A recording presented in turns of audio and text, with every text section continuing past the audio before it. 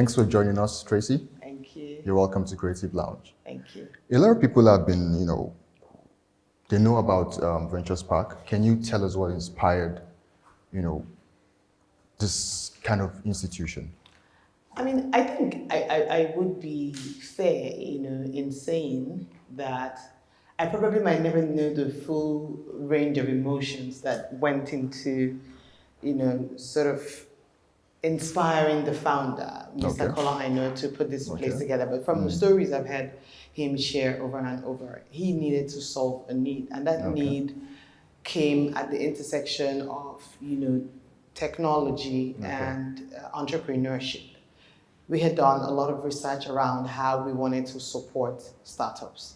And we found out that one of the key things was infrastructure. So after startups go through the program, right, and they get grants to be able to fund their programs, we see a lot of them were using the bulk amount of the money that that was designated for them to actually build their business to pay for rent for office spaces. And so in order to solve that, the park came about. So the park was our idea of creating an enabling environment, right, where startups can tap into their creative juices and sit and mingle with other people who are in the same ecosystem and craft out market creating solutions, right?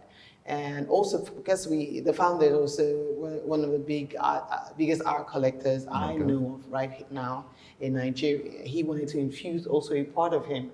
And so that's why it's art all over the place. Okay. So how are you able to juxtapose art and tech? This is a very artistic place. Yes. You have artworks all around. So how are you able to juxtapose art and tech? I'll use myself as an example. Okay. So I grew up sort of like an artist, right? So my mom actually taught us to draw. And we would come back from school and just start to, scribble and draw and clean and all that. But then I went further into painting. What's the idea around painting? And if you're someone who paints, you see that it's an emotional conversation. And so it comes from a place of trying to empty yourself on the canvas. I tell people that art is God's way of being dramatic, right? He wants to show himself in a different way. And so for me, art and tech came at the intersection of wanting to create something, right? Wanting to pour out of myself. And technology also is an enabler. Technology enables you to pour out of what that you have. And also art is also an expression of what's inside. So bringing that together, the art in the tech is like the conversation of the science and the art of business. So the art is the passion, right, that drives you to want to go out there and build that solution for people. That I don't know, like a je ne sais quoi, right, that pushes you to want to go out there and create impact. Okay. But the science of it is how do you make money, right? Making money is now how do I leverage technology to sort of put it out there to have more people access this product. But demand, the only way you really can prove demand is that people are willing to pay for your solution much more than the already existing solutions, right? And so that's how I can put the two of them together. Okay. For there are artists out there, how do you think they can, work with the space as an artist? I mean, the space was literally designed for entrepreneurs to sort of come in and think. And like I talked about, is there a studio space? Juices. So think of the whole place like a studio space, right? Okay. The different places are sort of created with different sort of situations in mind. So for example, we have like this full gallery-wide space, right?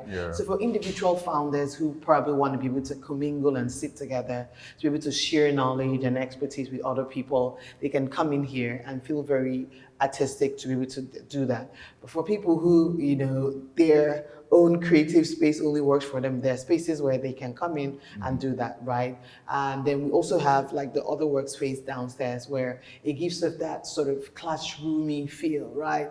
Where people are not sort of sitting together, but they have access to each other if they would wish to do that. So as much as it's not very artistic in the fact that, there's studios where you can record and stuff like that. But that artistic feel is sort of ingrained in the way that everybody is able to sort of pull from each other. Yeah. And art is about pulling out that expression from inside of you. Interesting. So artists can also come here but you see, the beautiful thing about it is that we can do more for the artist, right? And what we can do is what we call the creative enterprise. We Okay. want you to be an artist, but we want you to be able to sell that art that you're making. Interesting. Yeah. I know you're a collector of art. Yes. I found out.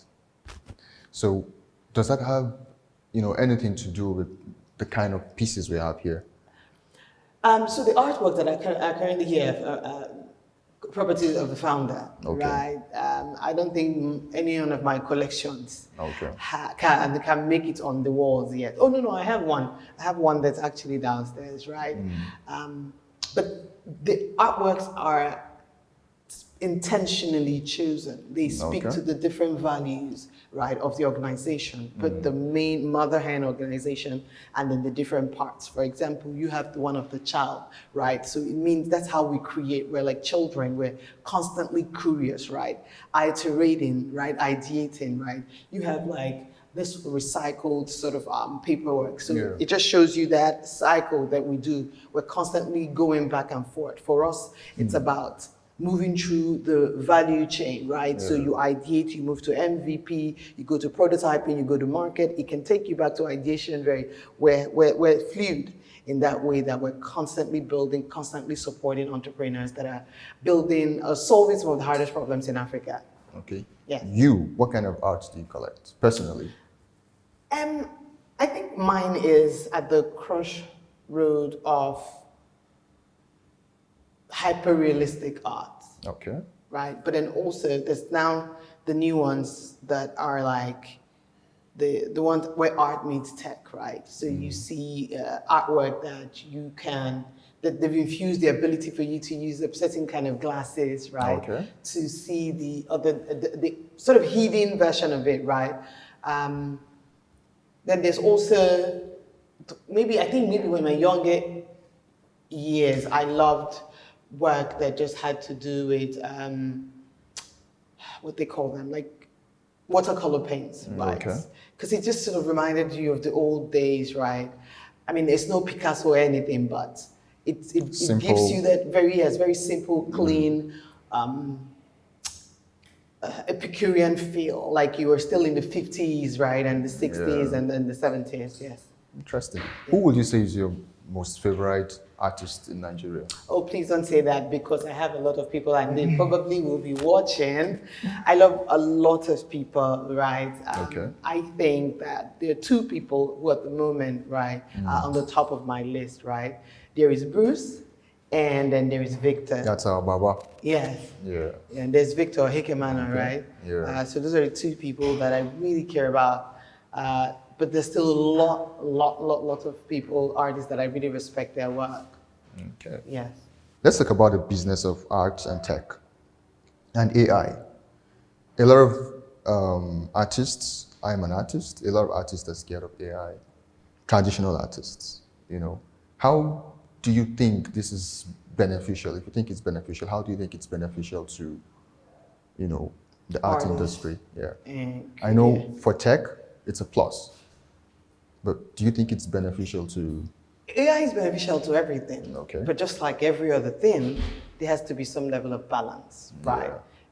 That's why there's a need now for regulations around the ethical use of artificial intelligence, right? Yeah. So whether it's machine learning, large language models, whatever it is that you're doing around AI, you have to set up your parameters of what you want to use. So regardless of whether it is in you're leveraging AI to build technology-driven businesses, or you're leveraging AI to build creative enterprises. It's all on the same, right? Which there's so much. AI is part of technology, right? It's an enabler. It helps you. So I think that artists need to figure out how can they leverage on artificial intelligence, right, to enable probably their art do more, right? So, for example, I did different kinds or versions of that artwork that you can create, right? I remember when, what was this kind of art that came out and people were sort of buying so much? NFTs? NFTs, right? People never knew that there was anything like that, and then it finally came out. But it seemed to have died off. Of course. Like a natural death, right? But you see, the idea around leveraging technology or any tool whatsoever to enable your business, it's not necessarily that the person will die there. It's the fact that you are nimble and agile enough to keep moving and pivoting with time, right? So do I think that a time might come and AI tool will phase out and something else will come up? Most definitely, right? Okay. So artists just need to be able to move with time. At the moment, right? Consumers of art are looking at what's new, what's next, right? There's still going to be traditional consumers of art who just want the regular thing. They're going to be people like me who are not necessarily looking for artificial images or whatever. I don't know what kind of art that people are going to be able to make with AI, but I know that the ramifications of what can be done is the volume is amazing. If you just think about the capacity that AI brings to the table. So I don't think they should be scared. I think figure out what you want to do, find out the ethical considerations or the ethical backends around it, and then push it on. Well, for someone like me, I'm not very much a fan of AI. Why? Yeah, I just think it's not original. You know, for a traditional artist, you sit down, you know, think and make something this beautiful. And the car you drive, is it manual or automatic? It's a hybrid. Of automatic and manual, Yeah. right? Well, that means you sort of embraced both worlds. So you have to find a way to embrace this world too, right? Because if you say, oh, you're a traditional artist, well, your consumers, the people that pay you, they're moving. So, and that's the thing about creatives. Yeah. A lot of them, when we're doing creative enterprising, we find out that a lot of creatives, they don't necessarily move to the science of it. They stay in the art of it. I'm passionate, you know, it's my traditional work. It took me years to create this. But you see, you have to move. The world is moving at the speed of light, right? I see and you have to pay your bills. So the art won't pay your bills. The science of the art, that's what pays your bill. Because, you know, what do you want to do? You have one artwork, right? How do you make sure that that artwork gets to millions of people? Technology. We're going to go on a short break, but before we go, I and a few friends attended a children's day program where we taught them how to paint, and I want you to enjoy the sight and sounds of it. We'll be right back.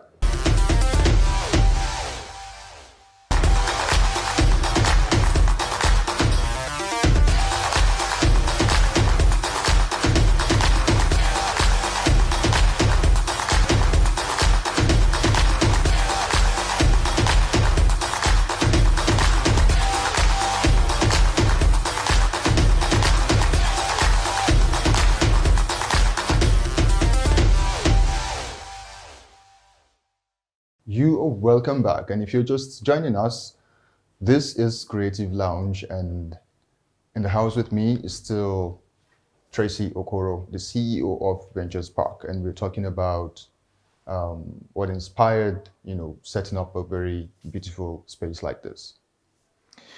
You're welcome back. Thank you so much.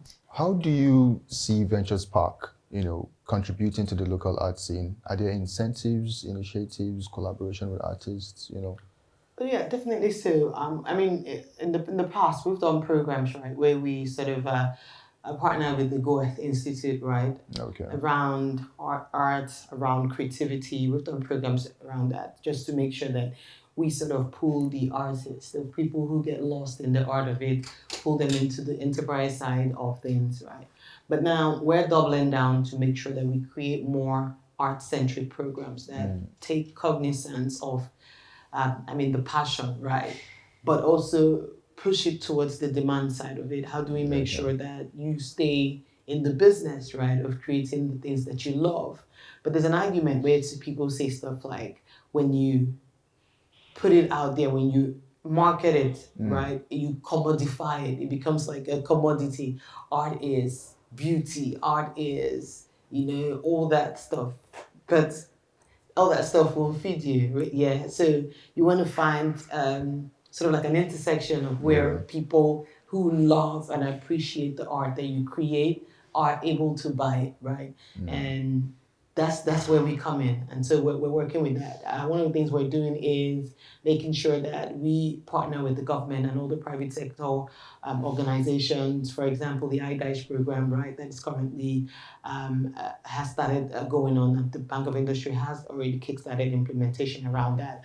We're looking at working and partnering with the different organizations that are going to be implementing that program to sort of double down on the creative enterprise of it, make sure that jobs are created, people learn new skills, right? Okay. People, not just for the fun of it, right? That people also can make money from teaching this art, right?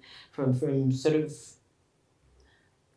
passing down that knowledge. Yeah. So there's this, we have the thought around the art academy, right? Where people can come and teach the skills of painting, the skills of being a content creator, producer.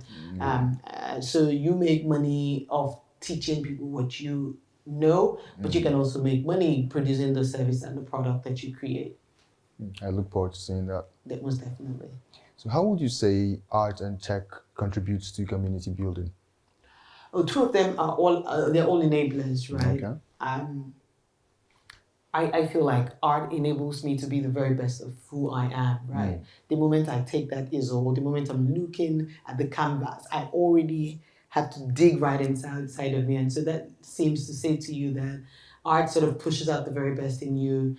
So art is an enabler, technology is also an enabler. And so when the two of them come together, it's like you bring, it's like a kaleidoscope of colors, like, you know, you burst out on that canvas. And so art and tech are both enablers, and then leveraging the both of them to be able to drive human potential forward is one of the biggest keys to driving economic prosperity. Okay. So do you have any future plans for Venture Spark? Oh yes, we have massive plans. We're hoping, because one of our theory of change is that we want to constantly support mission-driven founders, right, who are building market-creating solutions, right, that are plugging gaps, right, infrastructural gaps, that are plugging, creating access, right, access to quality education, access to many things. Those are the people we're supporting. But aside from founders, we're supporting innovators, we're supporting professionals, right? Everybody who is in that value chain of driving economic prosperity, we're there. And so we want to be able to sort of amplify that support, right, across Africa, making sure that our footprints are around and echoing that impact that we want to see. Interesting. Okay, so I'm going to ask you this. If you had to visit any museum or gallery in the world, which would it be? I think that, I mean, I have a theory around galleries and museums. Okay. I think that art isn't to be caged. I think that art isn't to be housed. I think that art is to be free, right? So I think that when you put art in a room and, you know, you bring spectators, I'm gonna get sort of picked up in this, but you belittle it, right? So I'm not a fan. I do go to gallery. I'm not a fan of galleries. So I'm not sort of dreaming to go visit any gallery. But my dream around art is to see the wonders that art can do, much more than just being an artwork. But how can art actually change lives, right? I know that there's this kid, I think he's called Kene, the autistic kid, right, who does amazing works of art. How art has sort of changed him is a testament of how art can change lives, right? And Kene can't be caged in a room, or Kene can't, the total transformation of what art has done for Kene cannot necessarily be felt from the works that he sort of showcases, right? It is in his life, the story that has been told of his journey, and how art has played a role in that journey. That's what I want to see. I want to see checkered pieces of how art has delivered sustainable impact across cities, across lives, across families, in the entire universe, totally. Okay, interesting. What's that one art piece, your first collected art piece? I think that was from my mom. Okay, your mom is an artist? Oh yes, I told you she taught us how to do art, right? So my mom, and I think that was her. She did a sketch of with my father's hand. Interesting. Was my father's hand, I think, and she did it. It was a shaded, so she didn't use paint or anything. But later on, she finally put on some Just watercolor in pencil. it, just pencil, right? It was like charcoal pencil though. So what I loved about that art was you could feel the realness in the veins, right? Like it spoke to the person who was drawing and the person who was the muse in that work. You could see Yeah. the emotion of both the person who was being drawn and the person that was drawing was very visible in that work. And so that was the first work I collected. I think that made me want to go and try that. I started first to try and trace it out and see if I could replicate it. And that's when she first caught me and said, no, you don't have to try to Don't trace imitate. it. Yeah. To just draw. And you keep doing it. The more you do it, people say practice makes perfect. I don't believe in that. Practice makes progress. The more you do it, the more you get better at it. So because it's your dad's hand, it makes it very special to you. Yeah, but I think that was the first art piece that pushed me into discovering that artistic part of me. So yes, that's why it's very special to me. And amongst the collection, which will you say is your favorite art piece? None at the moment. I have none at the moment. Okay. I have none. The reason why I have none at the moment is what I want evolves. I'm weird that way. Like after a while, that's no longer what I want to be looking at. So I would give it out, right, and come back for other things. So that's the thing. People say to me, "I'm not an original lover of art. Once you love art, you love it forever." Well, I love art, but what I love changes per time, per season. Yeah. So, okay. There are artists out there, there are tech guys out there, and they're all watching. Say some words of inspiration to them. I'm going to tell artists and creators to get out from the art of it and come to the enterprise of it, right? The science of it. Come, let's build more, right? And someone will say to me, oh, we're already selling art. No, but we can do a lot more than just sell art, right? We can work with you to build an enterprise. Thank you so much. Thank you. Thanks for being on this show. Thank you. I look forward to having you some other time. Thank you so much. This is where we're going to draw the curtains on this episode of Creative Lounge. My name is Ahmed Mohammed Bello. Join us same time, same station next week. Bye for now.